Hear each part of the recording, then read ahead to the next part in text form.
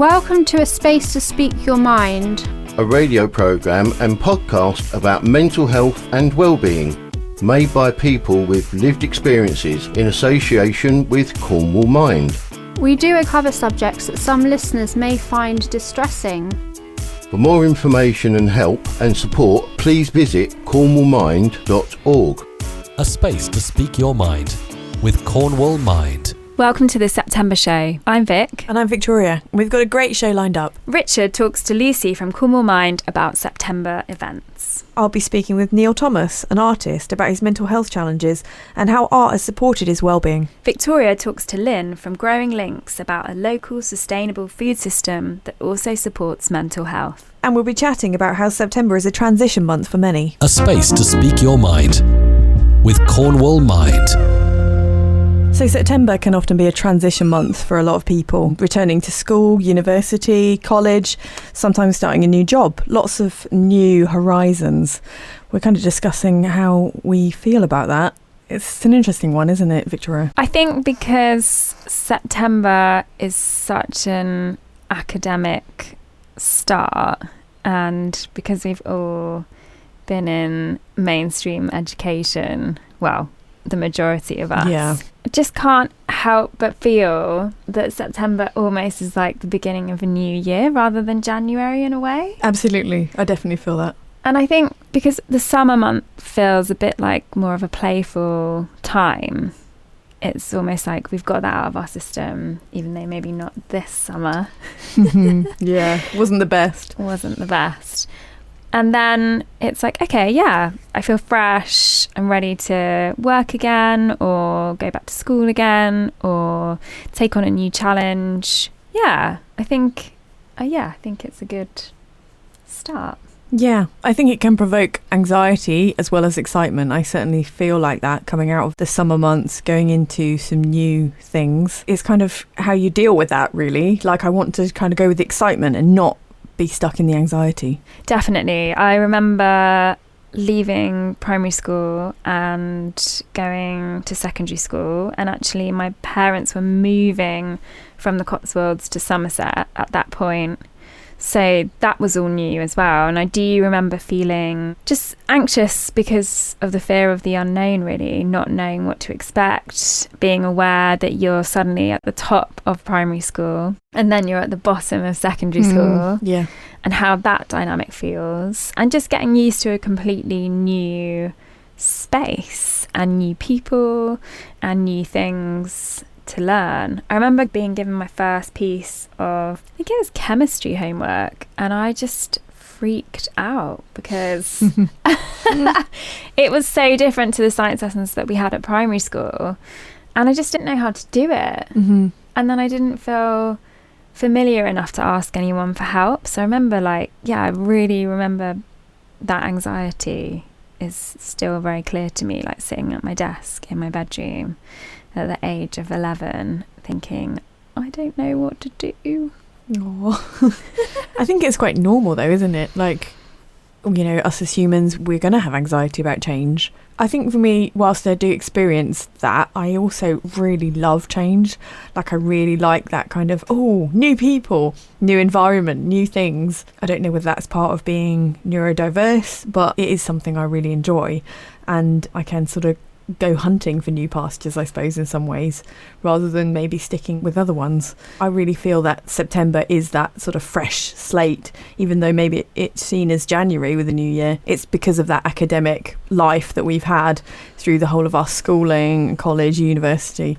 It doesn't change. Absolutely. And I think September, October are reflective months. I think because the days are shorter, the weather changes, feels like it's time to kind of knuckle down and just reflect on what you want, how you're feeling, and I guess a little bit of how you're going to get through the winter, because the winter can be quite tough on our mental health. Absolutely. I think that autumn has a lot in terms of its colours. There's still could be a bit of an Indian summer. You know, I think when it gets to November, I find that pretty tough because it suddenly feels very wet and dark. And yeah, November and January for me are the trickiest months in terms of mental health for me. Yeah, I definitely agree on January. I think, yeah, September's quite nice, pumpkin spice lattes, and looking forward to Halloween. I think after that's over, then it does get a bit dark and bleak as the clocks have changed. So yeah, we kind of have to kind of knuckle down and hunker down and get through those months and see it through to springtime. Absolutely, yeah.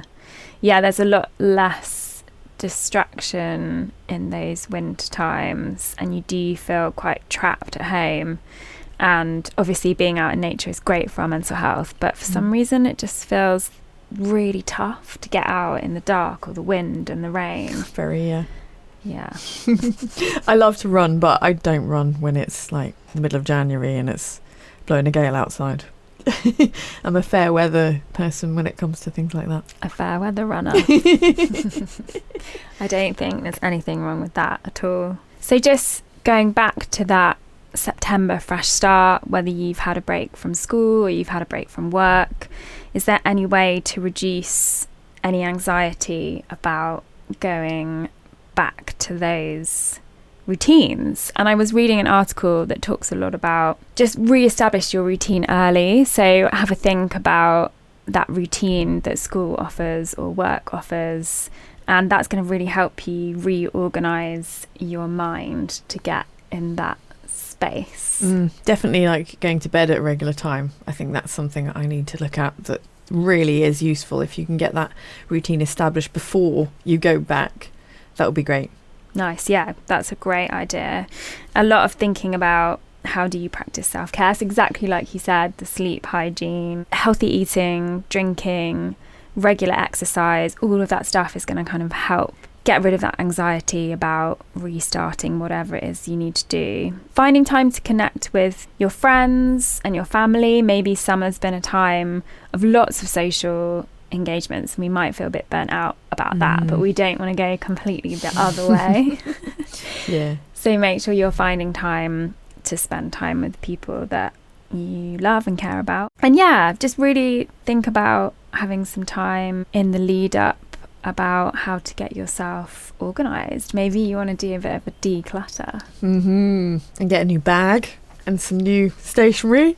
Yeah, that always helps, doesn't it? I used to love that at school. Yes, getting some coloured pens, new shoes. Yeah, some new clothes. Yeah, anything that kind of lifts your mood, I guess, and that makes you feel excited about what you're going to go into. Nice, love that.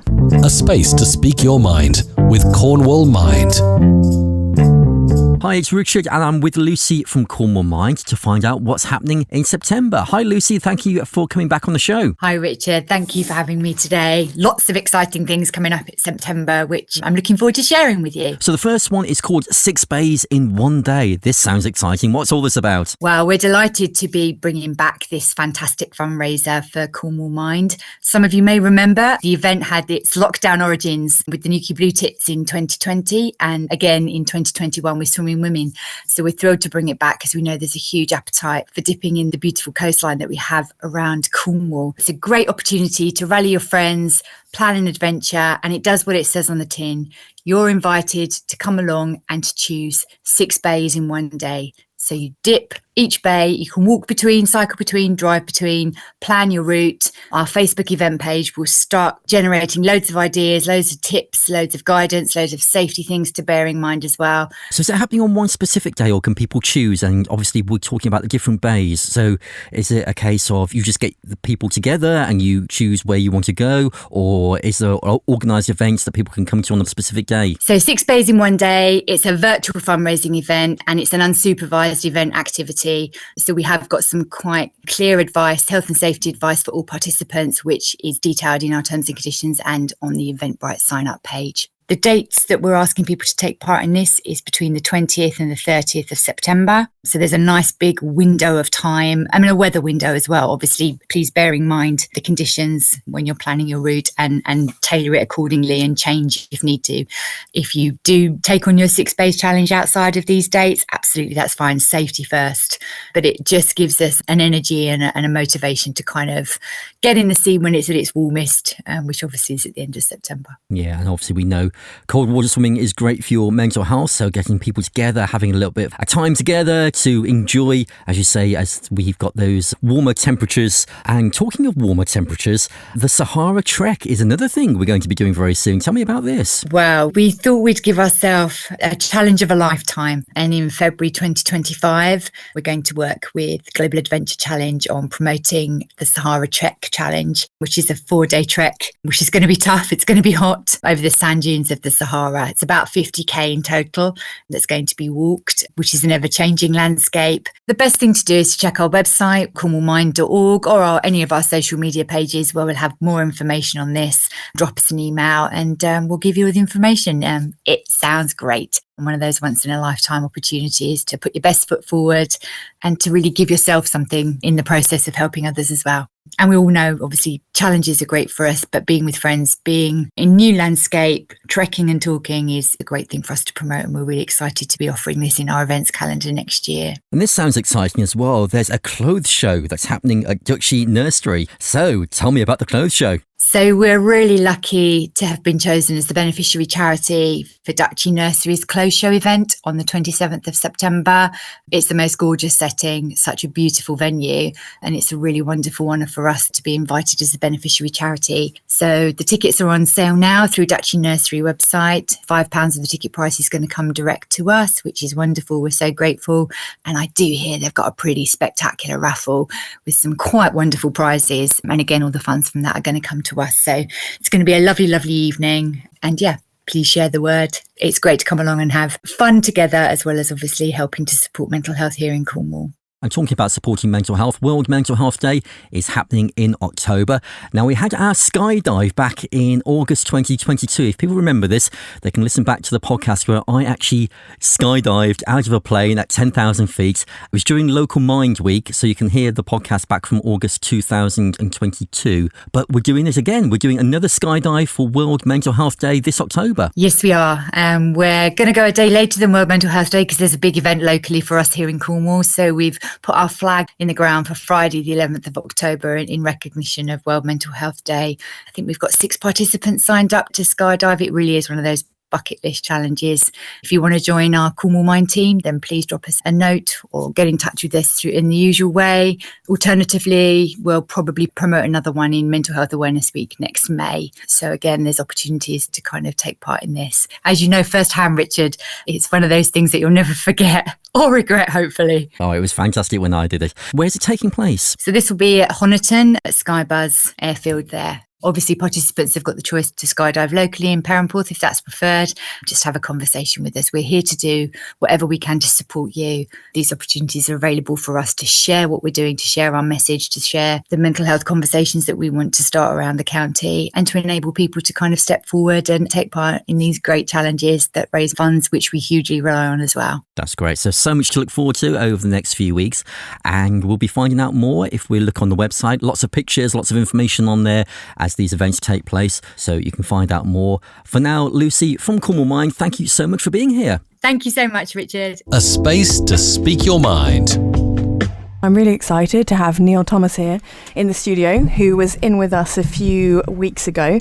Hi, Neil. Hi.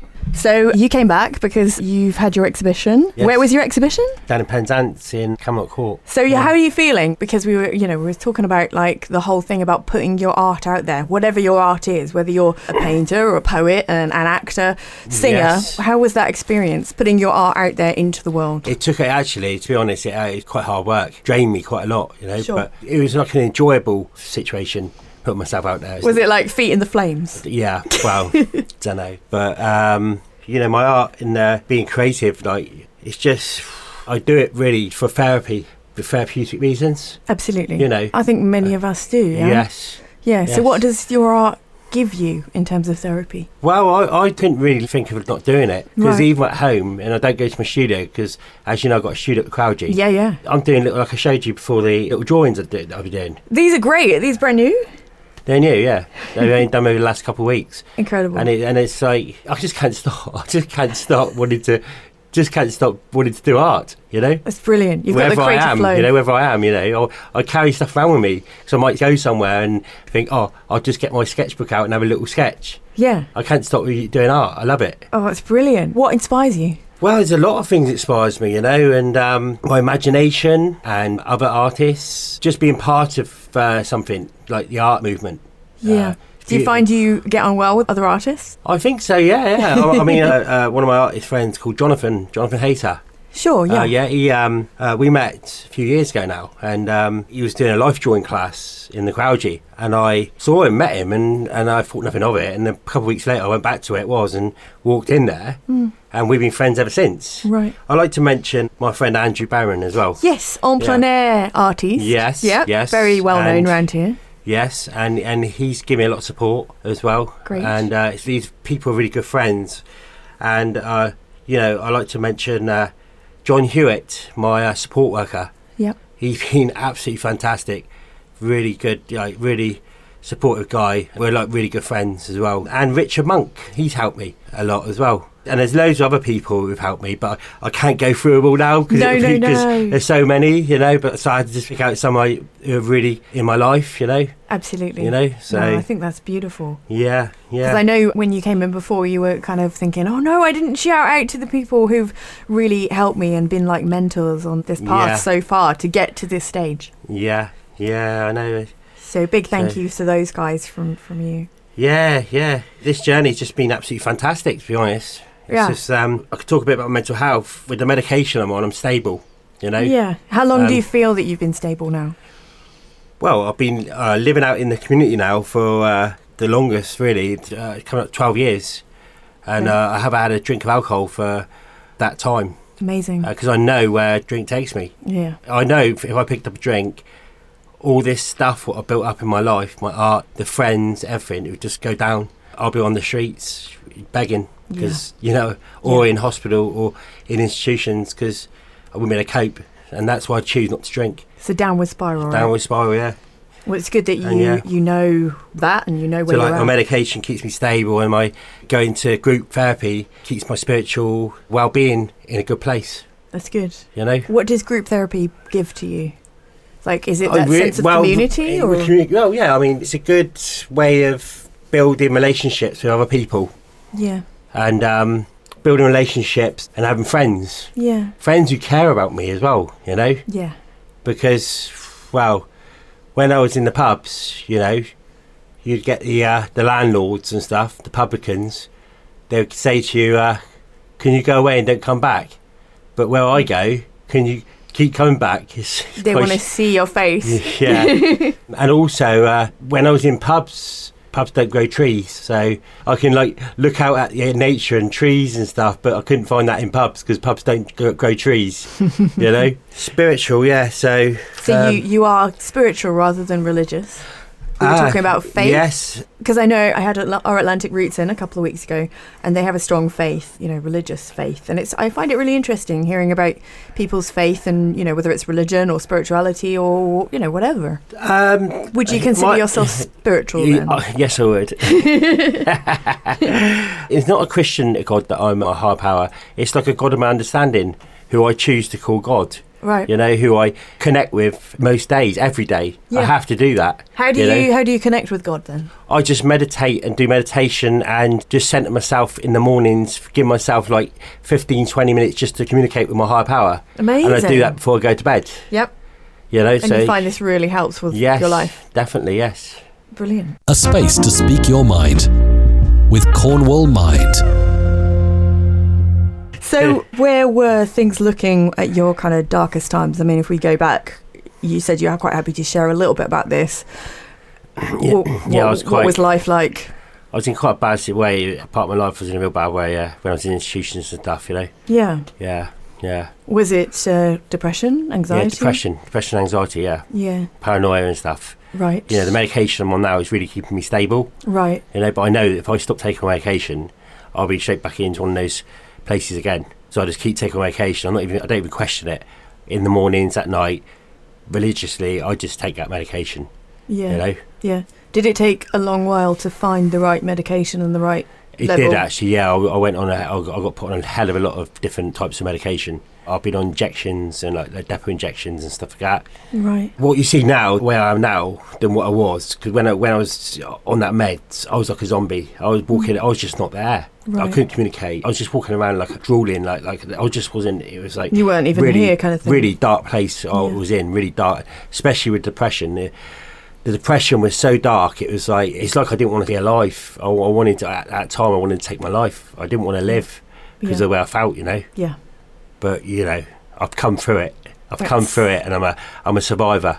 Yeah, you certainly are So now. yeah, I think your journey is very inspirational, and that's why I wanted for us to have this chat today.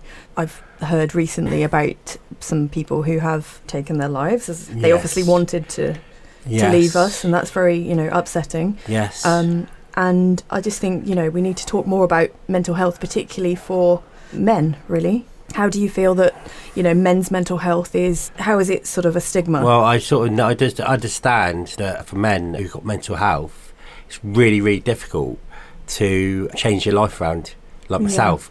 But whoever's struggling, don't give up hope, because it does work, and I'm a living testament by it, that it does actually work. You can actually get your life back and live a reasonable life.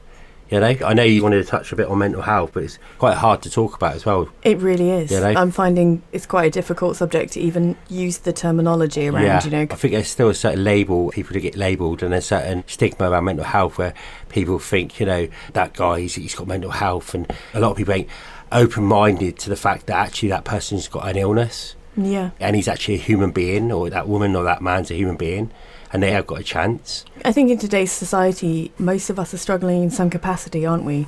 Juggling multiple kind of jobs, family, bills. Well, I mean, the lockdowns, I know a lot of people who end up, taking their lives and stuff, like you said, in lockdowns and stuff. They just couldn't handle it. No. They couldn't, and I just got on with it, because I had my outlet. I had my thing I like to do the most, and that is my art.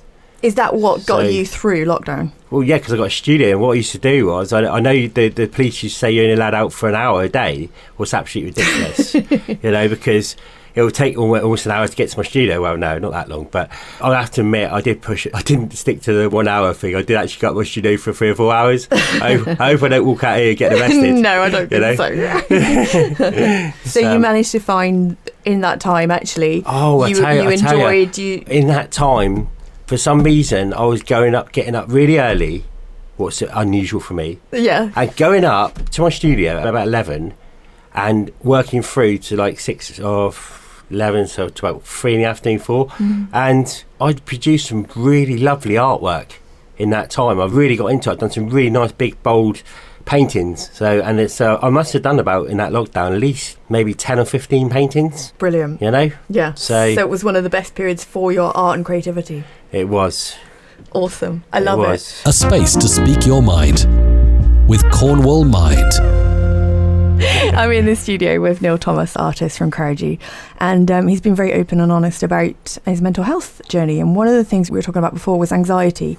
I suffer with anxiety quite a lot, and I have had anxiety in the beginning before some of my shows on the radio. And I know when you came in last, you were pretty anxious, and I thought you might be the first guest to run away. I must admit, I was almost going to leg it. I knew you were like this close. I was going to. Actually, I've got a thing to do. I've got to go, Victoria. I done it. I worked through it, and it's okay. And when you listened to it, I remember, we were in Falmouth, and you listened back, and you seemed absolutely delighted. Like, how did it feel, like hearing your first radio appearance? It's good. It's, I've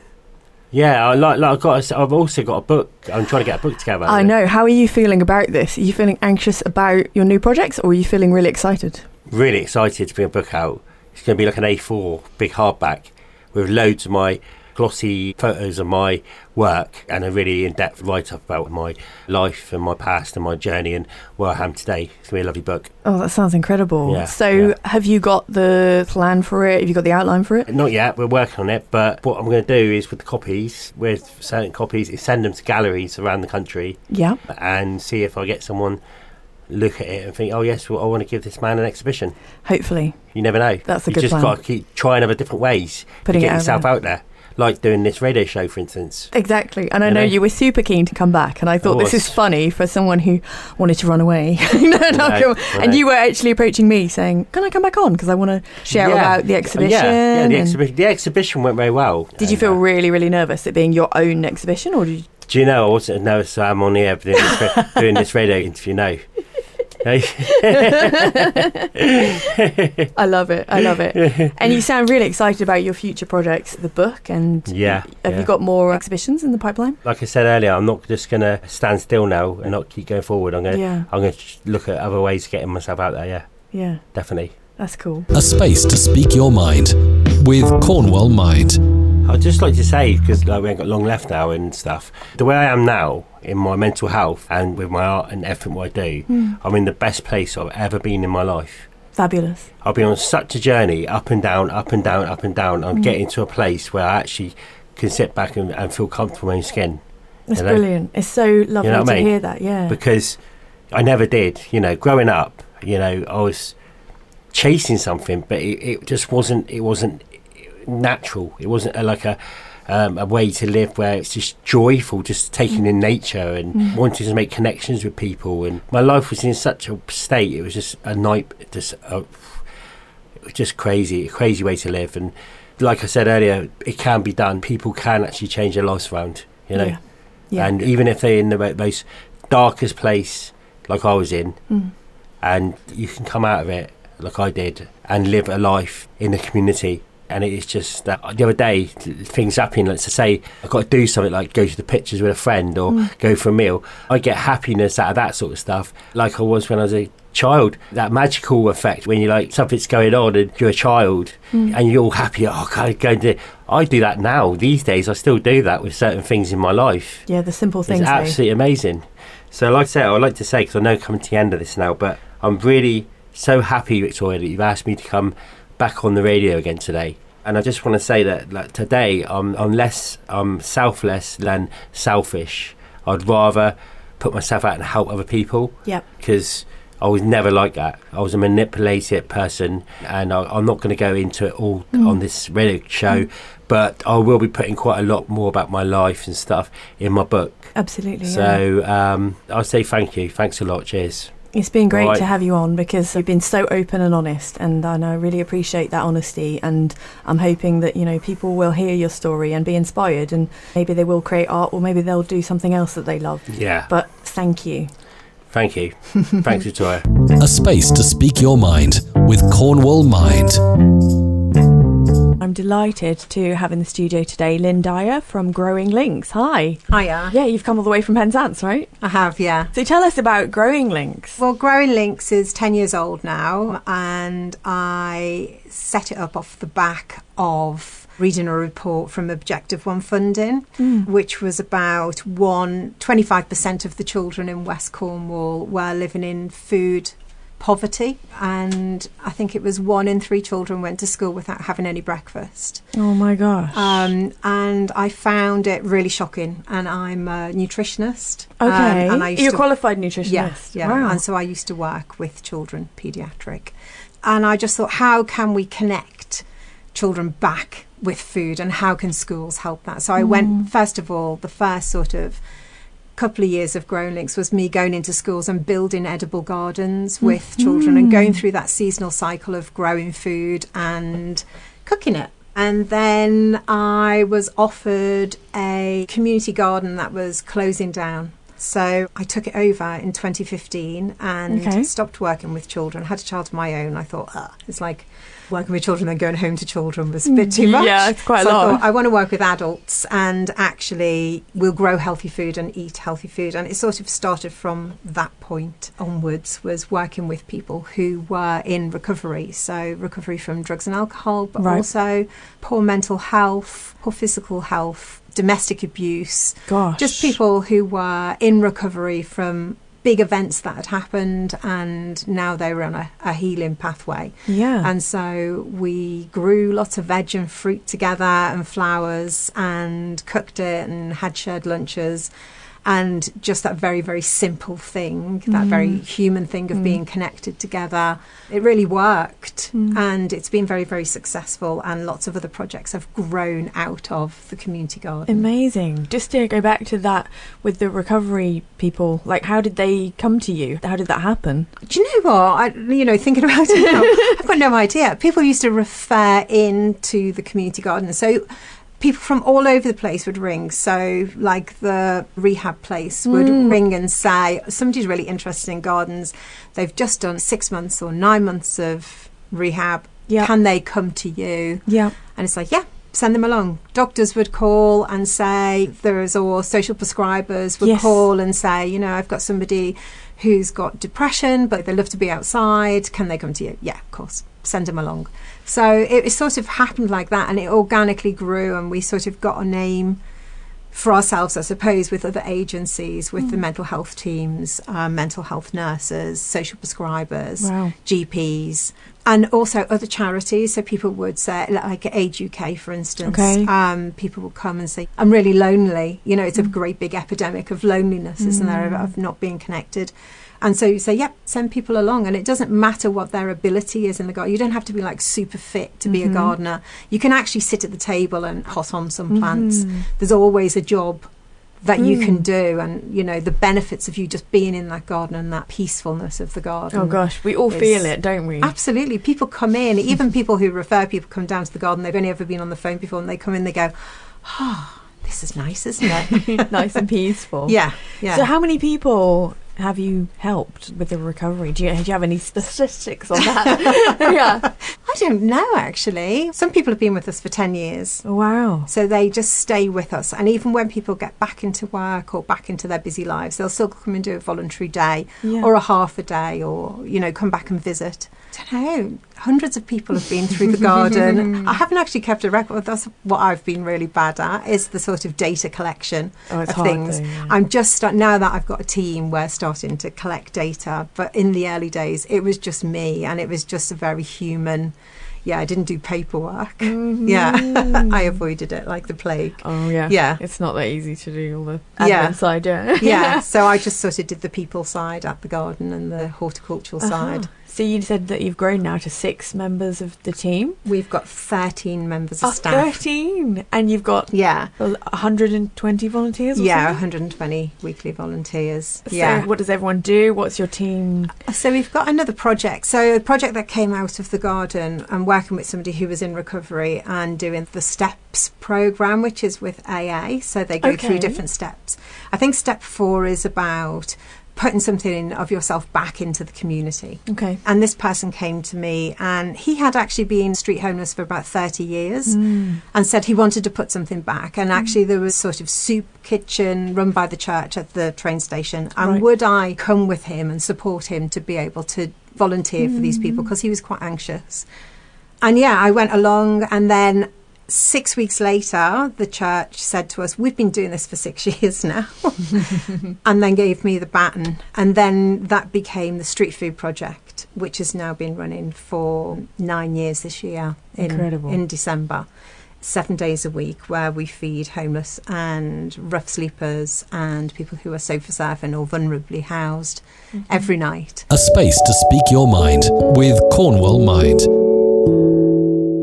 So our volunteers, we have teams every night. So 7 days a week, we have 7 different teams who come, and they do cups of tea, and they chat to people, and they make sure that people have lovely food, and they make sure that people have a dry sleeping bag. And if they have anything that they would like us to help them with, like letters or getting a process finished, we'll also help with that. And we're moving that whole project into a new building, which means that we'll be able to actually feed people inside, because we've been feeding people on the street for that long. Right. So is this your crowdfunder? It is our crowdfunder. Would you like to tell everyone about the crowdfunder and how they can get involved? Yeah, so we've started a crowdfunder. We want to raise £20,000. We've been backed by Aviva, which is an insurance company, who for every £1 that somebody puts in, they will match it with another £1. That's brilliant. Yeah, so really we need to raise £10,000, and Aviva will give us the other 10,000. And that money is to get us till Christmas. It will be 3 months of money for us to provide a meal 7 days a week, but also some moving costs as well, because we don't have any tables and chairs. We've had to put in a new kitchen in this new centre. It's sort of getting a bit more expensive than we thought it was. We're trying to raise that money. We've got until the end of September. Right. It's been going for about a week now, and we've just raised over £2,000 so far. That's a great start. It is a good start, isn't it? And we're hoping that it's payday now. Yes. The end of the month, and people can put a £5 in. That would be absolutely brilliant. And maybe some companies might like to donate. Exactly. Like a bigger. Exactly. And so we've got some prizes for people who do that. If companies wanted to give us £250 or £500, we would do a day for them and their staff at our garden and cook them a delicious lunch that we'll have grown with our chefs, and offer them a yoga session or a breathwork session in our tree field, which is our wellbeing field, and bunches of flowers and veg bags. So if big organisations wanted to back us, they would get that prize. If people want to put 25 quid in, we will paint their name on our supporters wall in our new canteen. Oh, that's lovely. Yeah, there's little prizes along the way. But they would find them from your website, I guess, right now. Yes, yeah, which is www.growinglinks.org and .uk. Super. A space to speak your mind with Cornwall Mind. We were just talking about how the pandemic really caused a crisis and the different things you've seen after that. The pandemic, it was quite a shocking crisis time for us as an organisation, but also for our community. Yes. Especially at the very, very beginning of the pandemic, there was a lot of worry and anxiety and isolation, which is the worst thing for anybody who's already suffering with their mental health, to be suddenly cut off from all of their services. So everything's shut down. So what we noticed was, for our homeless community, everybody ran indoors and they were just left on the street together. As an organisation, we fought for them to be indoors as well, because we didn't know what was going to happen. And them congregating at the street food project every night, we thought was a risk. We thought we were going to kill people. So we set up different systems of being able to go and visit people where they were, to find out actually where did they camp and where did they live and all of these things, and then try to involve Cornwall Council in this process of, they sort of didn't believe that there were so many people who were homeless because of how the homeless count is done. So they followed us around for a day and they realised what our homeless problem actually was, because lots of these people don't access services, of course, because of their mental health is so bad. They've tried to live in houses and flats and pay their bills, and they just can't, so they isolate themselves with whatever mental health problem that they have, whether that's at down severe ends of mental health like schizophrenia and really, really heavy depressions. So we had this crisis on our hands, and we had to work out a way of being able to work with people. What we noticed in, I think it was the first 12 weeks of the pandemic and lockdown, we'd actually lost, I think there were 10 deaths, which is enormous, which at the time we were feeding 40 people, it was 25% of the people that we were serving had taken their own lives. And we realised, I think much earlier than everybody else, how severe this was going to be for people's mental health. And we made a decision as an organisation that we were just going to keep on being on the street for those people, keep them in contact. And we thought that was actually more important than catching COVID, was the fact that people were dying. And it wasn't from COVID, it was from the isolation of lockdowns that was coming on. So I think as an organisation, we decided, after 2 years of being in crisis, and then the poverty crisis, which has come off the back of the pandemic, that's terrible now, that we needed to get ahead of ourselves and not just be dealing with crisis every day. I was trying to work out what the preventative services were, so that we don't end up in this constant crisis all the time. And we asked our landlord if we could have the field next door, which hadn't been farmed for as long as we've been on the site. So the last time that field was farmed was 1999, and it's just the most beautiful field. So the farmer said yes, we could have it. Our landlord said yes, we could have it. And that's our wellbeing field. So what we want to do is have a preventative service. We've now got a therapy shed on that field. Oh, brilliant. We've had an ecologist come and say, because we called it tree field, we were going to plant trees on there, but they said, don't plant trees. This is like a water meadow and it floods in the winter. Okay. It has the most incredible ecology and it has sedges and grasses that you don't get anywhere else in the UK. And it has the most amazing butterflies and moths and birds because of that, and foxes and deer all go onto this field. So we have built a therapy shed, which is a one-to-one talking therapies shed that psychotherapists or other talking therapists can come and hire it off us or swap for people who can't afford to be able to access those services, because we realised that people couldn't access the service. The NHS waiting list is so long, and when you're in a crisis, and especially a suicidal crisis, you need help right now. Absolutely. You need help tonight, tomorrow, Totally, in that very second. When you say that to somebody, you need that help. So we're doing swaps. So we've got therapists who are swapping. So they're having the shed for 4 sessions. They'll give us a session and we can give those sessions to people who can't access those services straight away. That's brilliant. Yeah. We've also got a 40-foot shipping container on there, which is now, it was a food storage place in the pandemic.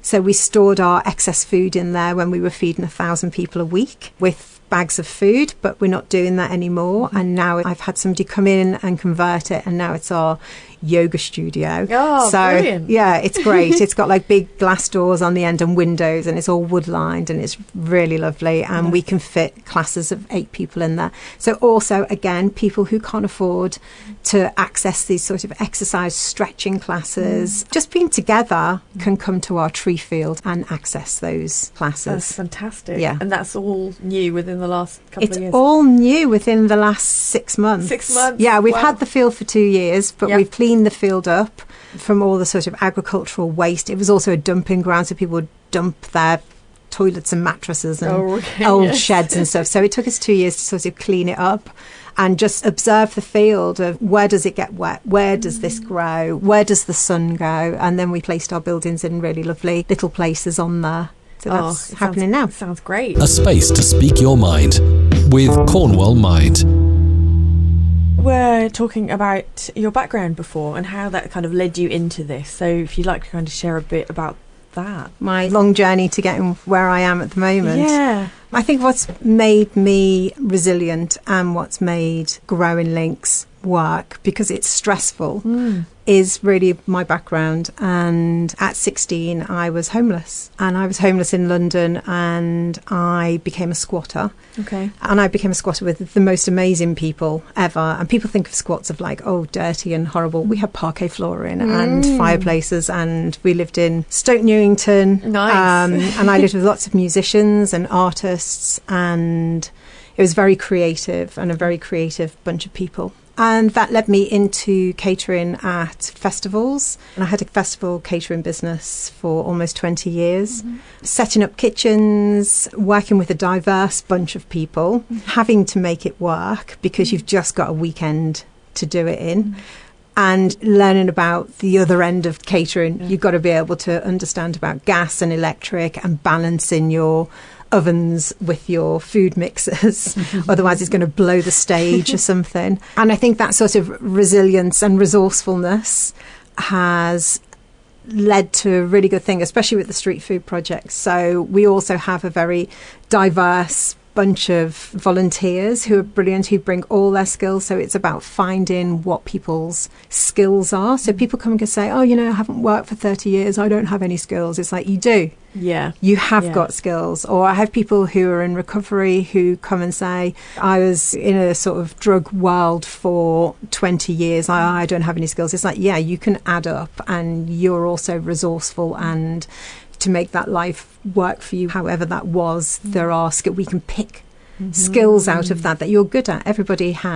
Everyone definitely has skills, and they're all needed in what we do, because we do an awful lot of things. Whether you're a people person, or you might be a behind the scenes person, you might be that observant person who stands on the side quietly but notices when the water's low for the tea, or notices that we don't have milk, or notices that the bin needs to be changed.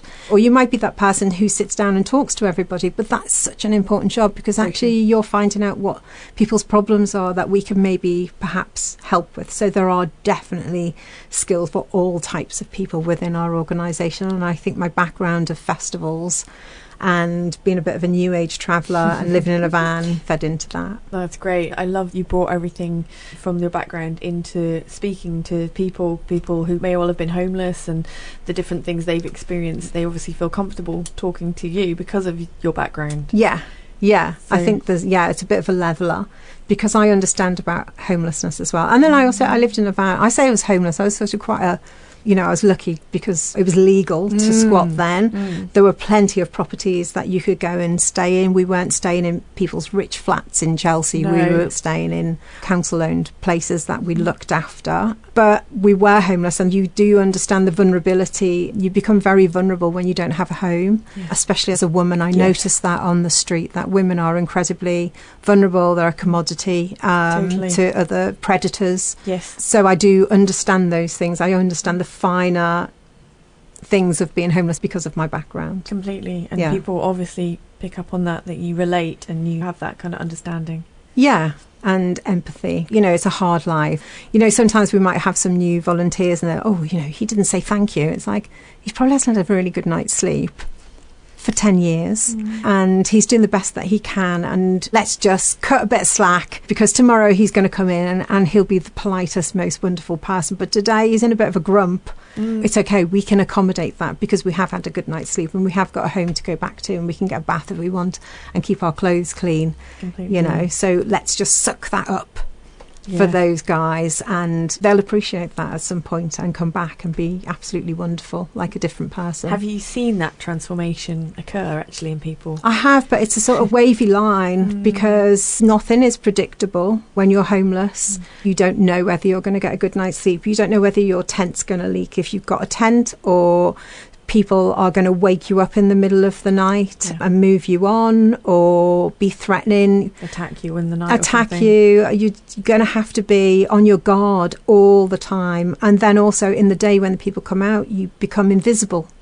So I always say to our volunteers, and our volunteers are brilliant at saying hello, but also our volunteers are local people as well, and so when they're walking down the high street and they see somebody in the doorway, they can say, "Oh, hi John, how are you?" And John can say, "Oh, I'm having a bit of a rubbish day today, but it's all right," or "My socks got wet," or well, if you come to the service tonight, we'll make sure there's some dry socks there for you."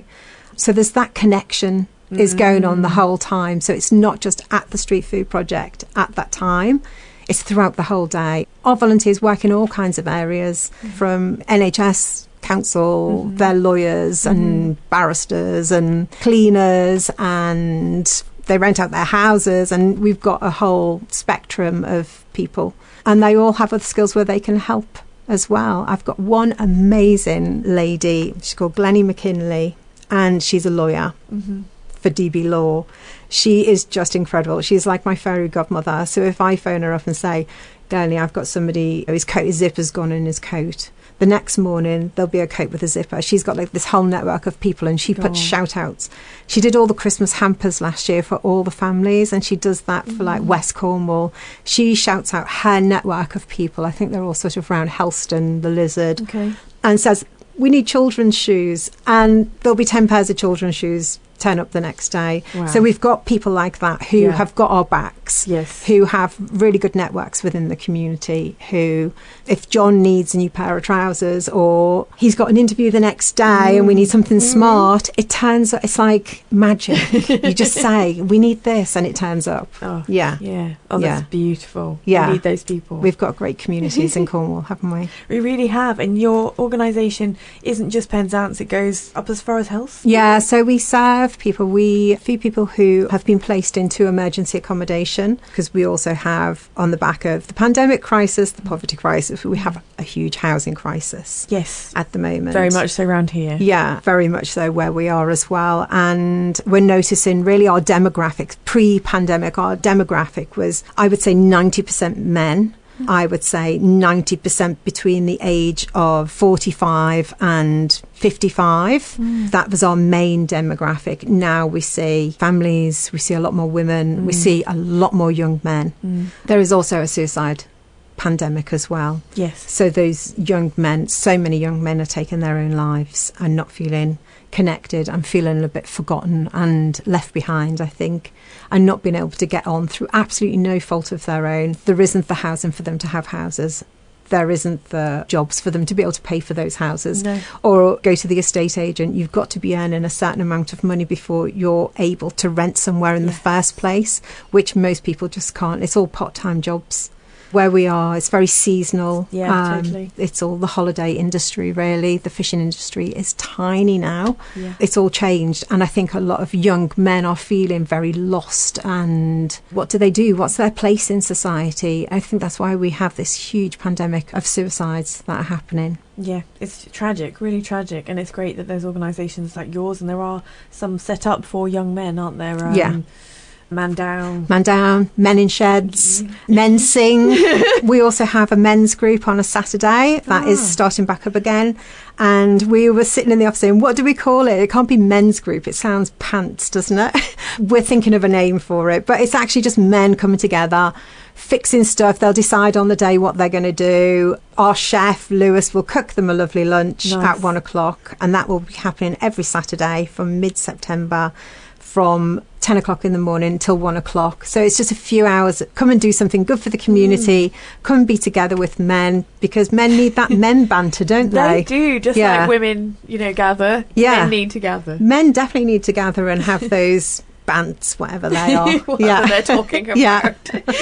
Yeah. A space to speak your mind with Cornwall Mind.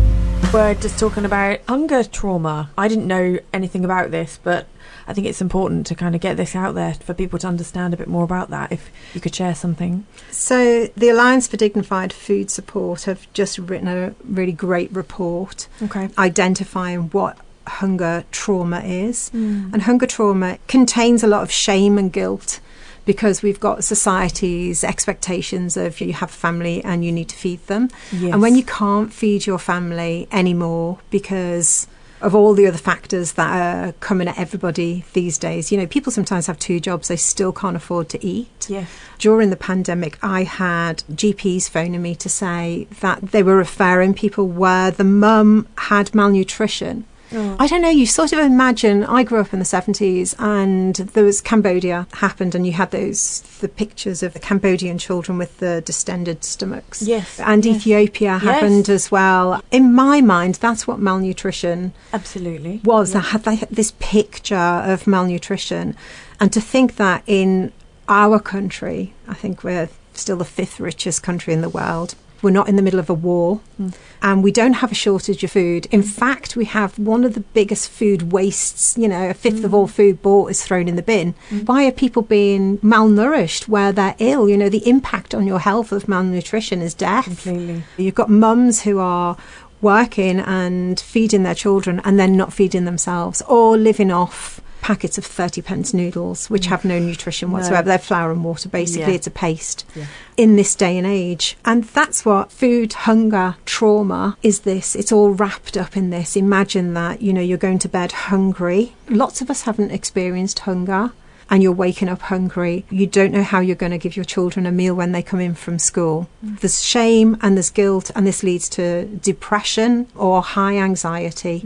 And Dignified Food have written this lovely paper of how food banks and community food places need to treat people with great dignity, so that they don't feel ashamed, and that they do feel like they have a choice, and they do feel like they're allowed to come in. We're not restricting. You come in and you choose what your family is going to eat. So that's what food hunger trauma is. It's huge. That's affecting a lot of young people, right? It is. It's actually now being classified as one of the adverse childhood effects, which is an abuse. So adverse childhood effects are things that happen in your childhood, living in a home where there's perhaps violence, or living in a home where there is an absent parent. that hunger trauma is classed as the same as this for children. There's that. They feel all those things. They might be having their small meals, but they'll feel that anxiety from parents who are taken on board not being able to feed your children. You know, if you don't feed your children, they're not going to survive. No, It's, absolutely. you know, it has a huge impact on their health. And if they're going to school without having had breakfast and things, They can't concentrate. No. Their behaviour's going to change. There's so many impacts. Their sleep is going to be impacted. Their energy levels are impacted. And also they're really stressed out as well, because it's a stressful situation to be hungry and just not be able to eat and choose what you want to eat. Also cheap food. Can we talk about cheap food for a minute? Yeah. It's Cheap horrible, food is horrible. just killing people. Yes. You know, it is really killing people.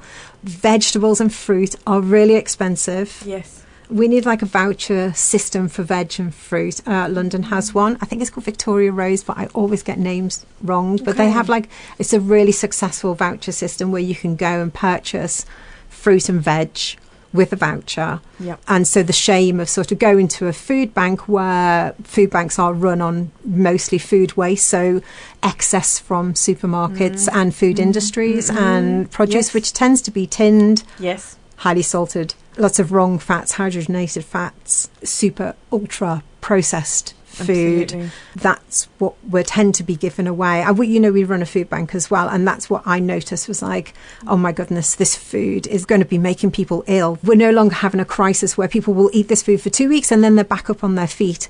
This is chronic, and what we're doing is chronically feeding people, which is going to impact their health in the future. It's like definitely. poisoning people, really, isn't it? Exactly. Like giving them such rubbish on a long term. Yeah. People might go and have a McDonald's every now and again, or whatever. Yeah. You know, a canned. We've all soup seen or whatever. Super Size Me, haven't we? Yeah. This is the same sort of You can't do food. that every single We can't day. do that every day. So we decided with our food bank last year that we were no longer going to be picking up pastries and old baguettes. Yeah, processed things. We're not going to be doing the process thing. And so we've been working with Kerno Gleaners. Do you know Okay, those guys? right, yeah. So it's another voluntary group. They go all over Cornwall. And if you really want to volunteer and like being outdoors, this is a fantastic group of people. And they go and do the second pick of farmers' fields with farmers' permission Okay. to cut collie, broccoli, calabrese, potatoes, courgettes Oh, all year lovely. round. And then they redistribute that to food banks around Cornwall, and we get all of their veg, which we then pack up and give out to our families, and it's cooked in our kitchens as well. That's brilliant. I'm very much into cooking, and I love nutrition and eating right. Yeah, You know, but it can be expensive. it can be expensive. And eating together, Bringing the community together That's is so what we need important to rather do. than people eating. yeah. If we can't afford to cook on these their things own. at home, find your community group, find the kitchen. There was so much funding put into community centres with kitchens. Most community centres have kitchens. Also, social clubs, community halls, most of them have a kitchen. Get a group of people together and cook something together. It's cheaper and it's so much nicer to eat with people. Oh, definitely. Yeah. It's like a giant family, bringing everyone together. Exactly. Yeah, the Italians do it really well. A space to speak your mind. We've had such an interesting chat about growing links. I'm absolutely fascinated by all the work that you've been doing. How would people get involved? Just look at our website or our social media. We're on Instagram at Growing Links and also at Street Food Penzance, PZ.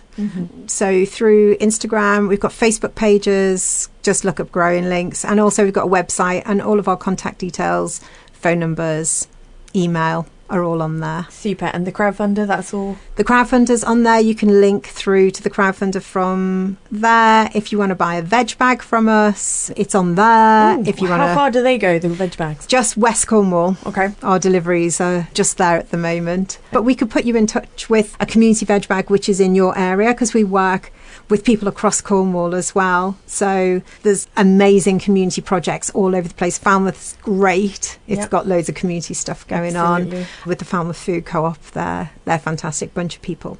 So yeah, just get in touch. Come and volunteer with us, or come and see the garden. You know, just come and have a visit Yeah, to our beautiful garden. Come and have a look. Everybody's always wowed by that, and you get a free vegan lunch. So Oh, well, I'm yeah, definitely going to pop over. what's there not to like? Yeah, no, Yeah. that's great. Thank you so much for coming in today. Thanks for having me. It's been really lovely. It's been great, and I look forward to coming over to the garden. Brilliant. Yeah. A space to speak your mind with Cornwall Mind.